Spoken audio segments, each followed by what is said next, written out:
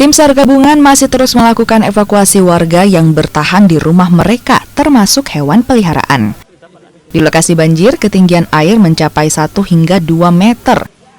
Akibat banjir, sebanyak 1.030 warga kini mengungsi ke 15 titik lokasi pengungsian dan ke rumah kerabat. Untuk hari ini, ketinggian air debit air masih bertambah, namun curah hujan sudah berhenti. Adapun tim gabungan yang dilakukan hari ini masih terus melakukan evakuasi warga dari blok 10 ke blok 8. Kalau ketinggian air ini sampai sekarang berapa? Kalau untuk ketinggiannya bervariatif, ada 3 meter, ada 2 meter, ada 1 meter. Pak, itu kan evakuasi warga, maksudnya dia bertahan di rumah atau seperti apa, Pak? Iya, dari kemarin kan 2-3 hari lalu kita sudah ajak keluar mereka. Jadinya warga setempat masih bertahan.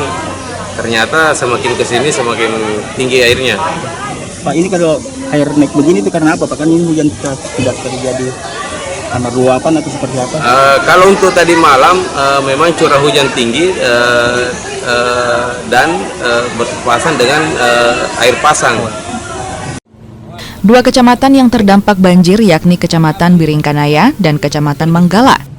Selain permukiman warga, banjir juga mengenangi sejumlah ruas jalan di Kota Makassar seperti Jalan Perintis Kemerdekaan Kota Makassar. Akibatnya arus lalu lintas mengalami perlambatan. Arif Tirtana, Kompas TV, Makassar.